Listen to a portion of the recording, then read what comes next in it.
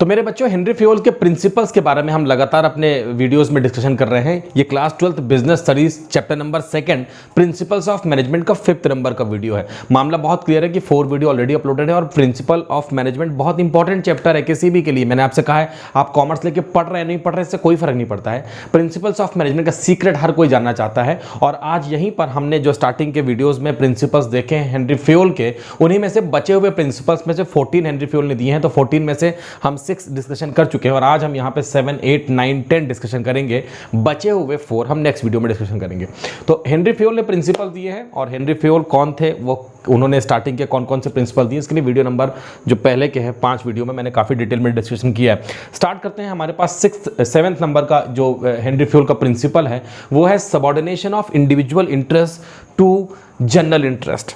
Henry Fayol क्या कहते हैं? हेनरी फ्योल कहते हैं बिजनेस ऑर्गेनाइजेशन में जब हम काम करते हैं तो अल्टीमेट जो ऑब्जेक्ट है, जो गोल है, जो टारगेट है, जो एम है, वो है ऑर्गेनाइजेशनल गोल को अचीव करना। ठीक है, बात समझ में आती है कि हम जिस जगह पे काम करेंगे भाई ऑर्गेनाइजेशनल गोल को अचीव करेंगे। ऑर्गेनाइजेशनल गोल को अचीव करना ही हमारा प्राइम मोटिव होना चाहिए, हमारा मेन मोटिव होना चाहिए कि हम जिस संस्था में, जिस ऑर्गेनाइजेशन में, जिस बिजनेस में काम करते हैं, आप बिजनेस के ओनर होंगे तब तो आप सोचेंगे ही सोचेंगे, आप बिजनेस के एम्प्लॉय हैं, आप बिजनेस के वर्कर हैं, आप डायरेक्टली इनडायरेक्टली बिजनेस से जुड़े हुए हैं, तो आपको बिजनेस की प्रॉस्पेरिटी के बारे में सोचना है। हेनरी फ्योल कहते हैं जब आप फैक्ट्री के अंदर आते हैं तो हमें जो वर्क करना है वो करना है ग्रुप एक्टिविटी में, ग्रुप एक्टिविटी के थ्रू काम चलेगा। और हेनरी फ्योल ने जो प्रिंसिपल लिखा वो लिखा है subordination of individual interest to general interest. मतलब जो हमारे सबऑर्डिनेट्स हैं, जो हमारे नीचे काम करते हैं, क्योंकि हमने देखा है 3 टियर मैनेजमेंट सिस्टम है, top level, middle level, lower level. इस डायग्राम को हम अपने प्रीवियस वीडियोज में भी कई बार देख चुके हैं कि 3 टियर मैनेजमेंट सिस्टम होता है, टॉप, मिडिल और लोअर लेवल। तो जो टॉप लेवल है उसके नीचे जो लोग बैठे हैं ये इसके सबऑर्डिनेट्स हैं। अब सबऑर्डिनेट्स जो हैं उन्हें समझाना है कि देखो भाई फैक्ट्री के अंदर, बिजनेस के अंदर जब काम करेंगे तो हम आपके इंडिविजुअल इंटरेस्ट, मतलब आपकी इंडिविजुअल नीड के बारे में, आपकी कुछ प्रॉब्लम है व्यक्तिगत, मतलब पर्सनली आपको कोई प्रॉब्लम है तो हम उसके बारे में डेफिनेटली आपसे बात करेंगे। लेकिन क्योंकि आप हमारे साथ हमारे इस बिजनेस से जुड़ रहे हैं तो पहले आपको हमारे बारे में सोचना होगा। एम्प्लॉयज़ को ये समझाएंगे कि अगर आप मन लगा के हमारे साथ हमारे इस बिजनेस के गोल को अचीव करने में हमारी हेल्प करेंगे, और हेल्प करने का मतलब ये है कि जो काम आपको दिया गया है उसको आप अच्छे से करते रहिए, अपने आप हेल्प मिल जाएगी। तो आपको अपना काम टाइम पे पूरा करना है, ईमानदारी के साथ हमारे बिजनेस से जुड़े रहना है और अपनी पर्सनल इश्यूज को बार बार वहाँ पे रिपीट नहीं करना है। जब आप हमारे बिजनेस से जुड़े रहेंगे, हमारे काम को अच्छे से करेंगे तो कंपनी अपने टारगेट को आसानी से पूरा कर पाएगी, कंपनी और नए प्रोडक्ट बनाएगी, नया अपना प्रोडक्शन का जो क्वांटिटी है उसको और बढ़ाएगी, मार्केट का बिग शेयर कवर करेगी, मार्केट में ज़्यादा से ज़्यादा लोग आपके प्रोडक्ट को यूज़ करेंगे, सेल्स बढ़ेगी तो प्रॉफिट बढ़ेगा तो कंपनी की इनकम जो है, कंपनी उसमें से आपके सैलरी में भी इजाफा करेगी, आपकी वेजेस में इजाफा करेगी, आपको बोनस देगी, आपका इंक्रीमेंट करेगी। तो ये सब पॉसिबल हो पाएगा अगर हम सबऑर्डिनेशन ऑफ इंडिविजुअल इंटरेस्ट, मतलब जो इंडिविजुअल इंटरेस्ट है हमें उसे मूव करना है जनरल इंटरेस्ट, मतलब कॉमन इंटरेस्ट, मतलब कि जो मेन एम है उस फैक्ट्री में, ऐसा ही करना है। अलग अलग टाइप के लोग होते हैं और अगर कोई ऐसा पर्सन है कि वो इंडिविजुअल इंटरेस्ट ही उसका मेन मोटिव है तो उसे समझाना है कि देखो भाई इंडिविजुअल इंटरेस्ट भी तुम्हारा पूरा होगा, लेकिन पहले तुम हमारे बारे में सोचोगे क्योंकि तुम हमारी फैक्ट्री में जुड़े हुए हो। अगर इसके बाद भी वो समझ जाता है, ठीक है, वो समझ गया कि नहीं यार ठीक तो बोल रहे हैं कि अगर हमारा काम कर दोगे फैक्ट्री अच्छे से चलेगी, फैक्ट्री अच्छे से वर्क करेगी तो तुम्हारा भी बाद में जब ज़्यादा प्रॉफिट होगा फैक्ट्री को, कंपनी को, तो तुम्हारी भी सैलरी बढ़ेगी। लेकिन बावजूद इसके अगर वो नहीं समझता है तो 1-2 बार समझाने के बाद में उसे हमें वहाँ से टाटा बाय बाय करना पड़ सकता है, सेक्रीफाइस करना पड़ सकता है उस पर्सन को अपने इंडिविजुअल इंटरेस्ट को, क्योंकि कंपनी है या बिजनेस ऑर्गेनाइजेशन है, जो भी फैक्ट्री चल रही है उसमें हमें वर्कर्स को समझाना है कि आपको सबको अपना माइंड सेटअप करना है कि हमें जो कुछ करना है इस फैक्ट्री के अंदर आने के बाद में वो इस फैक्ट्री के भले के लिए करना है, फैक्ट्री को ऊंचाइयों में ले जाने के लिए करना है, फैक्ट्री के ऑब्जेक्ट को, एम को पूरा करने के लिए करना है। अगर हम इस प्रिंसिपल्स को अप्लाई करते हैं तो हम अपने गोल को आसानी से अचीव कर पाएंगे। अपने गोल को आसानी से अचीव करने के साथ में एक अच्छा रिलेशन डेवलप कर पाएंगे सुपीरियर सबऑर्डिनेट में, क्योंकि सुपीरियर हर बार अपने सबऑर्डिनेट्स को समझाता रहेगा कि आपकी इंडिविजुअल नीड पूरी होगी, पहले आप हमारी नीड पूरी करिए, पहले आप जिस फैक्ट्री से, जिस ऑर्गेनाइजेशन से जुड़े हैं आपको उसकी नीड पूरी करनी है। तो ये हमारा पॉइंट नंबर 7 हो गया। हेनरी फ्योल ने पॉइंट नंबर 8, मतलब प्रिंसिपल नंबर 8 दिया है सेंट्रलाइजेशन एंड डिसेंट्रलाइजेशन। बहुत इंपॉर्टेंट है, अच्छे से समझिएगा। सेंट्रलाइजेशन सेंट्रलाइजेशन का मतलब होता है कि किसी एक सेंटर कोर एरिया में रिपोर्ट करना। जैसे एग्जांपल के साथ इसको समझते हैं, मान लेते हैं कि एक हमारी फैक्ट्री है, इसको हम इस डायग्राम को क्लीन कर देते हैं। हमारी एक फैक्ट्री यहाँ पर है और इसकी नंबर ऑफ ब्रांचेज यहाँ पर है, लेकिन अल्टीमेटली ये नंबर ऑफ ब्रांचेज जो है इनके पास में डिसीजन मेकिंग की कोई भी पावर नहीं है, क्योंकि सारी पावर जो हेड ऑफिस है, इसे हम एचओ कहते हैं, तो एचओ के पास में सारी पावर्स है। छोटे से डिसीजन से लेके बड़े से बड़े डिसीजन जो है वो यहीं से हो पाते हैं। मतलब अगर ये फैक्ट्री है, इस फैक्ट्री में कुछ प्रॉब्लम आ गई है, तो वो इस फैक्ट्री के प्रॉब्लम का सोल्यूशन तब तक नहीं निकल सकता है जब तक ये फैक्ट्री यहाँ से अप्रूवल ना ले ले, क्योंकि सेंट्रलाइज्ड सिस्टम ऑफ वर्किंग है। मतलब जो भी अप्रूवल होगा वो जो मेन ऑफिस होगा, जो हेड ऑफिस होगा, जहाँ पे उसके सुपीरियर्स बैठे होंगे, जहाँ पे टॉप लेवल मैनेजमेंट बैठा होगा, वहीं से काम चलेगा और वो डेफिनेटली हेड ऑफिस में ही बैठा होगा। ऐसे में अगर हम देख रहे हैं कि सेंट्रलाइजेशन हो गया, तो सेंट्रलाइजेशन का पहले मतलब जान लेते हैं। तो सेंट्रलाइजेशन का मतलब आप समझ गए कि सेंट्रलाइजेशन में हो ये रहा है कि जो भी डिसीजंस होंगे वो कुछ फ्यू हैंड्स में होंगे, उन्हीं को कंपनी के टोटल डिसीजंस को लेना है। डिसेंट्रलाइजेशन की बात करते हैं तो अपनी पावर को रिलीज करना टूवर्ड्स सबऑर्डिनेट, मतलब हम अपनी कुछ पावर को नीचे शिफ्ट करते हैं। जैसे हमने देखा कि 3 टियर सिस्टम है, सारा अगर डिसीजन टॉप लेवल ही लेगा तो मिडिल लोअर लेवल क्या काम करेंगे, जो डिसीजन टॉप लेवल ने लिया है उसमें वो काम करना शुरू करेंगे। लेकिन अगर मैं ऐसा करता हूं कि नहीं, टॉप लेवल कुछ डिसीजन टॉप लेवल को लेने चाहिए, सारे डिसीजन हम नीचे पैरेलली शिफ्ट नहीं कर सकते, लेकिन कुछ डिसीजन हमने बोले हैं कि मिडिल लेवल लेगा और कुछ डिसीजन यहाँ पे लोअर लेवल लेगा। अगर हम ऐसा कर देते हैं तो पहली बात तो ये हो कि इंप्लॉइज के अंदर का कॉन्फिडेंस बढ़ेगा कि नहीं यार देखो बॉस मेरे ऊपर भी भरोसा करता है, उसने मुझसे कहा है कि तुम भी डिसीजन ले सकते हो, तो एक बिलोंगिंग से अपनापन आएगा और वो काम वर्किंग स्टाइल हेल्दी वे में करेगा।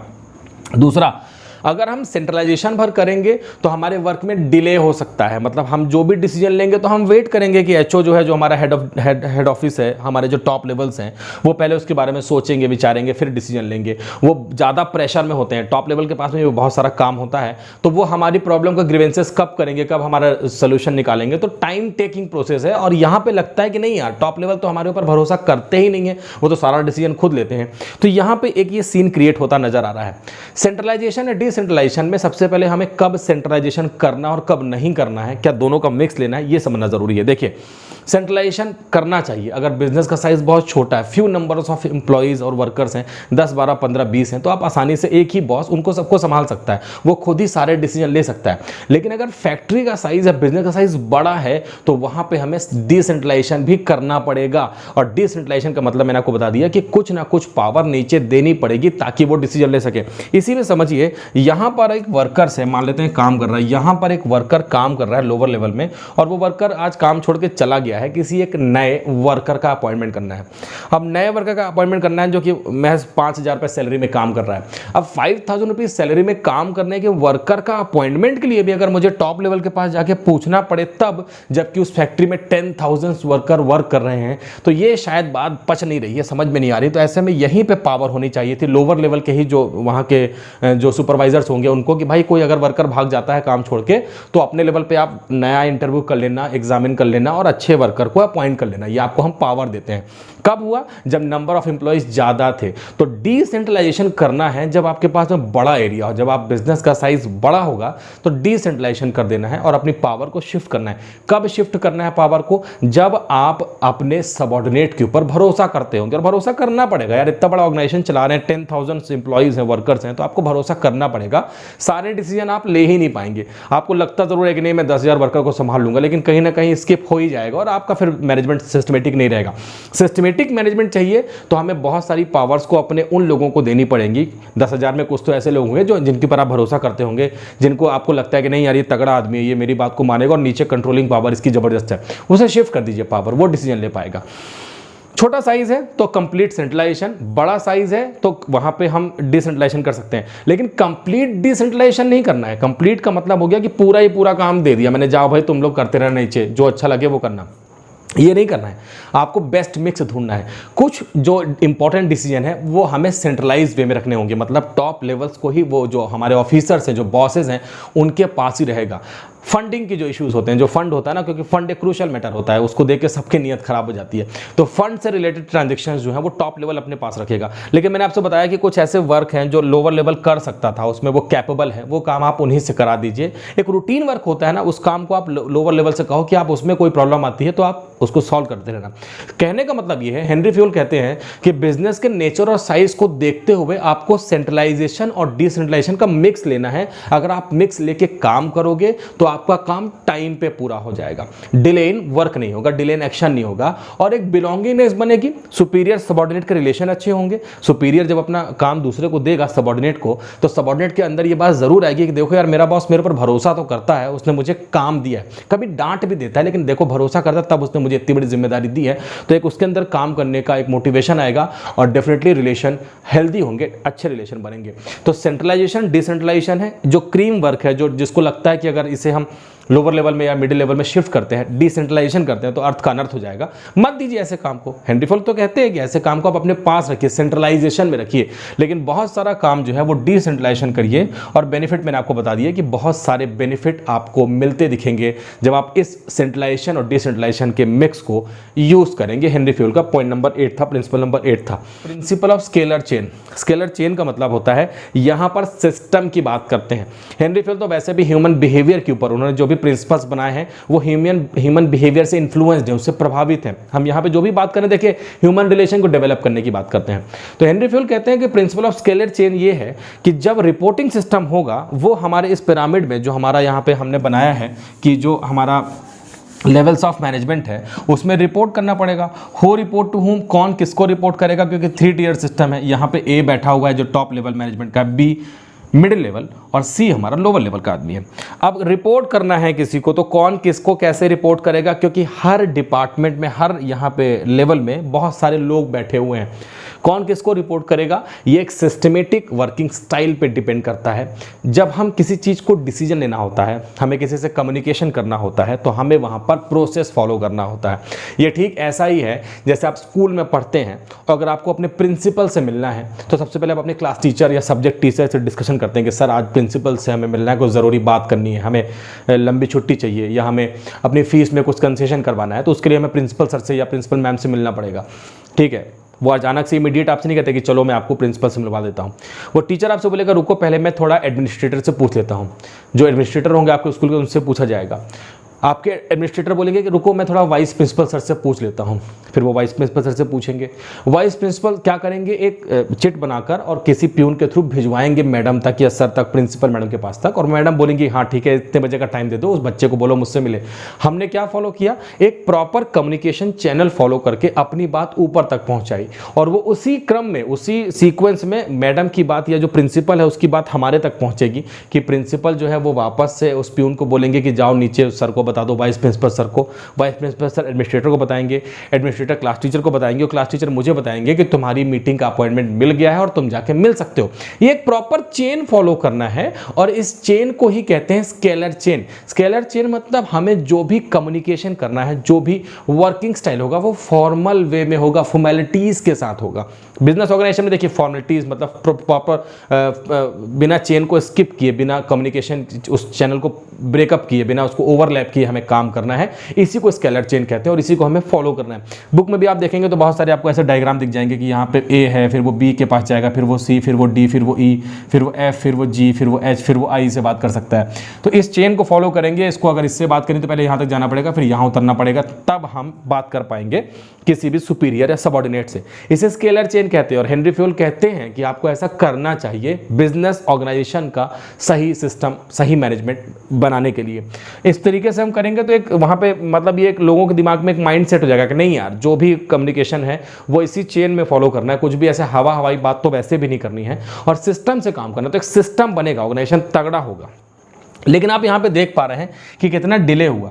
प्रिंसिपल मैडम से बात करने का सोचा था मैं सुबह 10 बजे बात कर लूँगा, प्रिंसिपल मैडम से मेरी बात हो रही जब स्कूल खत्म होने वाला है, स्कूल की छुट्टी होने वाली है और मुझे पूरा टाइम नहीं मिल पाया या मैडम भी घर जाने के लिए थी। ऐसे में हो गया या डिले इन वर्क हो गया, मैं जिस टाइम में सोच रहा था उस टाइम में नहीं मिल पाया और प्रॉपर टाइम मुझे नहीं मिल पाया, डिसीजन क्विक नहीं हो पाया। ऐसे में हुआ ये कि स्केलर चेन है तो बढ़िया, सिस्टम को बढ़िया करने की चीज़ है, तगड़ा स्ट्रॉन्ग करने की चीज़ है, लेकिन हो ये रहा है कि डिले इन वर्क हो रहा है। लेकिन करना पड़ेगा क्योंकि सिस्टमेटिक वर्किंग करने के लिए कुछ ठहराव के साथ तो काम करना पड़ेगा। ठीक है, हम इस चीज़ को मैनेज करते हैं, लेकिन कोई इंपॉर्टेंट डिसीजन लेना है। फैक्ट्री में आग लग गई है, आग बुझाने का लिए फायर ब्रिगेड को बुलवाना है, तो आप शायद अब यहाँ पे स्केलर चेन फॉलो करते नजर नहीं आएंगे। इमरजेंसी की कंडीशन आ गई है और इमरजेंसी की कंडीशन के लिए भी हेनरी फ्यूल तैयार है। वो कहते हैं आपको कर देना है गैंग प्लांक कर देना है, तो आपको कर देना है स्केलर चेन की जगह पे यहाँ पे गैंग प्लांक कर देना है। और गैंग प्लांक का मतलब होता है कि आपको करना ये है कि डायरेक्टली अब यहाँ पे बी को अगर एच से मिलना था तो बी इसके पास, ये इसके पास, ये इसके पास, ये इसके पास, ये इसके पास, ये इसके पास, इसको हम स्केलर चेन कह रहे थे। लेकिन इमरजेंसी की कंडीशन है और आप बिना चेन को फॉलो किए डायरेक्टली मीट कर सकते हैं। बी एच से मिल सकता है और किसी भी लेवल से मिल सकता है। बी डायरेक्ट जाके आई से मिल सकता है, जी से मिल सकता है या नीचे मिल सकता है। ये कर सकता है कब? जब आपके पास कोई इमरजेंसी आ गई हो, तब आपको गैंग प्लांक यूज करना है। गैंग प्लांक का सिंपल मतलब है कि स्केलर चेन मतलब फॉर्मल कम्युनिकेशन सिस्टम को फॉलो ना करके इमरजेंसी के केस में आप डायरेक्टली बिना कम्युनिकेशन चैनल को फॉलो किए जिस भी पर्सन से आपकी रिक्वायरमेंट थी मिलने की, आप उससे कम्युनिकेशन कर सकते हैं और इसे हेनरी फ्यूल कहते हैं गैंग प्लांक। तो सिस्टमेटिक वर्किंग है, इमरजेंसी के केस के लिए भी ऑल्टरनेटिव है और आप ऐसा करके बिजनेस को और स्ट्रांग कर सकते हो। प्रॉपर कम्युनिकेशन होगा, कोई कंफ्यूजन नहीं रहेगा, हर किसी को रिस्पॉन्सिबिलिटी अपनी पता रहेगी, तो रिस्पॉन्सिबिलिटीज भी यहाँ पे हम दे सकते हैं और इसे प्रिंसिपल ऑफ स्केलर चेन कहते हैं। और यहाँ पे 10th नंबर का प्रिंसिपल हेनरी फ्यूल ने बताया, principle of equity. Principle of equity का मतलब ये नहीं है कि जेंडर डिस्क्रिमिनेशन है कि मेल फीमेल को बराबर, वो तो रहेगा ही रहेगा, अब तो ऐसा जमाना ही नहीं है। प्रिंसिपल ऑफ इक्विटी का मतलब होता है कि अगर एक ही लेवल पे, जैसे यहाँ पे अगर सी लेवल में 10 एम्प्लॉयज़ काम कर रहे हैं और 10 साल का एक्सपीरियंस है, 10 के 10 को 10 साल का एक्सपीरियंस है, अपने काम को करने में वो वेल डेडिकेटेड है, वेल एक्सपीरियंस्ड है, वेल क्वालिफाइड है, तो उन सब की सैलरी में बहुत थोड़ा मोड़ा देखिए डिफरेंस हो सकता है। किसी की सैलरी 10,000 तो किसी की 10,500 तो किसी की 11,000, लेकिन अगर किसी की सैलरी 50,000 और किसी की 10,000 है तो ये गलत हो रहा है। इसे हम इक्विटी कहते हैं। जब वो भी वही काम कर रहा है जो उसका कलीग कर रहा है, उतने ही टाइम रुकता है, उतनी ही क्वालिफिकेशन है, उतने ही दिनों से फैक्ट्री में है, उसको लीव हम 10 दिन की दे देते हैं, इसको लीव हम 4 दिन की देते हैं। ये लीव एक बार में सैंक्शन हो जाती है, मुझे 4 बार राउंड मारने पड़ते हैं, ये नहीं होना चाहिए। इसे इक्विटी मतलब सबके लिए फेयर एंड जस्ट ट्रीटमेंट होना चाहिए। जो भी काम होगा सुपीरियर सबऑर्डिनेट सबके लिए इक्विटी ध्यान में रखते हुए ही काम होगा। इक्विटी का मतलब हो गया सबके लिए सेम रूल सेम रेगुलेशन बनेंगे। और हम लोगों ने ये बात थोड़ी डिसिप्लिन, जो प्रिंसिपल ऑफ डिसिप्लिन है उसमें भी इस बारे में हेनरी फ्यूल ने कहा है कि डिसिप्लिन जो होता है वो रूल्स रेगुलेशन को फॉलो करने के लिए होता है। तो यहाँ पे इक्विटी का मतलब हो गया कि आप अलग अलग लोगों का मुंह देखकर, उनका फेस देखकर, ऐसा नहीं है कि अच्छा ठीक है तुम हो, ठीक है तुम चले जाओ छुट्टी में, तुम नहीं जाओगे, नहीं, ये इक्विटी नहीं है भाई। इक्विटी का मतलब हो गया सबके लिए सेम ट्रीटमेंट। जब आप सबके साथ सेम ट्रीटमेंट करेंगे तो एम्प्लॉइज का विश्वास जीत पाएंगे, उनकी बिलोंगिंगनेस मतलब अपनापन बढ़ेगा फैक्ट्री के अंदर में। उन्हें लगेगा नहीं यार बॉस सबके साथ तो सेम ट्रीटमेंट करता है। देखो बॉस का बेटा भी काम कर रहा है लेकिन बॉस उसके लिए भी स्पेशल ट्रीटमेंट की व्यवस्था नहीं कर रहा है, वो भी हमारे जैसे एम्प्लॉइज को ट्रीट करता है। तो यहाँ पर अगर हम ऐसा एनवायरमेंट क्रिएट करते हैं कि प्रिंसिपल ऑफ इक्विटी करते हैं, सबको समानता का अधिकार देते हैं, वहाँ पे सबको एक नज़रिए से देखते हैं, तो ये हमारे लिए बहुत ज़्यादा बेनिफिशियल हो सकता है। एम्प्लॉइज़ मोटिवेट होते हैं बिना पैसा दिए। एक तो मॉनेटरी मोटिवेशन होता है कि आप उनको पैसा देके सेटिस्फाई करते हैं, और अगर आप उनको बस रिस्पेक्ट देना शुरू कर दीजिए, उनको बराबर मानिए, सब कुछ वैसा है, तो ऐसा करके भी आप एम्प्लॉइज़ के दिल को जीत सकते हैं। एम्प्लॉइज़ ही है जो बिजनेस को यहाँ से वहाँ ले जा सकता है, और वही एम्प्लॉई है जो ऊपर से बिजनेस को नीचे ला सकता है, क्योंकि एम्प्लॉइज़ ही बिजनेस की रियल एसेट्स होते हैं, बिजनेस के मैन पावर, ह्यूमन रिसोर्सेज होते हैं। प्रिंसिपल ऑफ इक्विटी में इस बात को समझाने की कोशिश की और लोगों ने एप्लीकेबल किया, हेनरी फ्यूल ने इसको समझाने की कोशिश की है। तो यहाँ पर हम जो प्रिंसिपल हैं देख चुके हैं 7, 8, 9, 10, 14 प्रिंसिपल्स दिए हेनरी फ्यूल ने। यहाँ पे 10 हो गए, 4 बच गए हैं, उसको भी बहुत जल्द नेक्स्ट वीडियो में हम कंप्लीट करेंगे। और हेनरी फ्यूल के बहुत अच्छे प्रिंसिपल जो वर्ल्ड पूरा गुणगान करता है, उसे गाता है कि हम हेनरी फ्यूल के प्रिंसिपल्स को एप्लीकेबल करके सक्सेस मिल जाती है, वो हम भी सीख जाएंगे और डेफिनेटली अपनी पर्सनल लाइफ में भी एप्लीकेबल करेंगे ना, तो सक्सेस मिलेगी। क्लास 12 में आपके रिजल्ट में ही आपको सक्सेस मिल जाएगी, आप देखिएगा। नेक्स्ट वीडियो में फिर मिलेंगे। प्रिंसिपल बचे हुए हैं उनके साथ में। आप चैनल पे नए हैं या पुराने हैं, चैनल को सब्सक्राइब करिए, क्योंकि मैं देखता हूं कि बहुत सारे लोग वीडियोस देखते तो हैं लेकिन चैनल को सब्सक्राइब नहीं करते। जितना ज़्यादा सब्सक्राइब करेंगे उतनी यहाँ से एनर्जी और ज़्यादा निकलेगी और अच्छा मैं आपको कंटेंट देने की कोशिश करता रहूँगा।